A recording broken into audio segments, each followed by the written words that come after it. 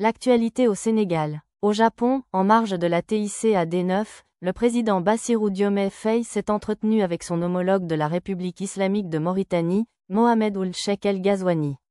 Cette rencontre fraternelle a été marquée par une volonté commune de renforcer la concertation et la coopération entre nos deux pays, unis par l'histoire, la géographie et un destin partagé. Visite du directeur général de la CDC sur le site industriel de AVCI Global à Diamniadio.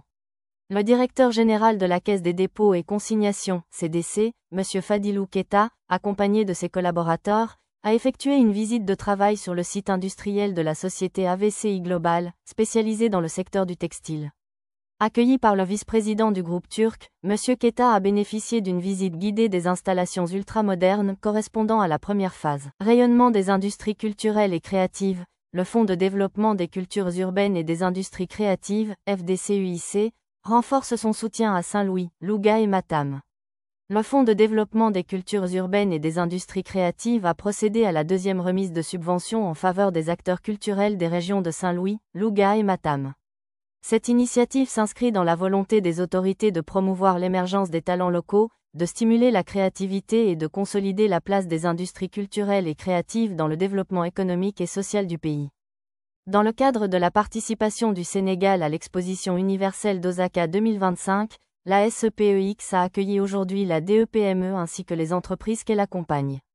Cette première réunion de prise de contact a été l'occasion de poser les bases d'une collaboration fructueuse entre l'agence, le maître d'œuvre et les entrepreneurs sélectionnés.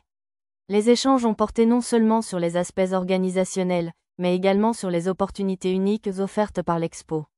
En effet, cette plateforme mondiale constitue un cadre privilégié pour ces entreprises sénégalaises qui cherchent à renforcer leur visibilité internationale, à nouer des partenariats stratégiques et surtout à rencontrer des investisseurs potentiels intéressés par le dynamisme et la créativité du « Made in Sénégal ». Ministère de l'Hydraulique et de l'Assainissement.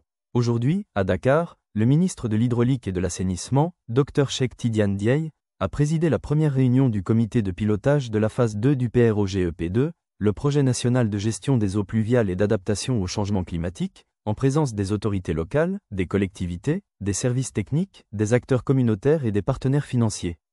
Depuis son lancement, 46 000 mètres de réseau de drainage et 30 km de voiries en pavés autobloquants ont été réalisés, améliorant directement le quotidien de 150 000 habitants dans les départements de Keur Massar, Rufisque, Pikine, Guédiawaye, Thiès, Mbour et Saint-Louis.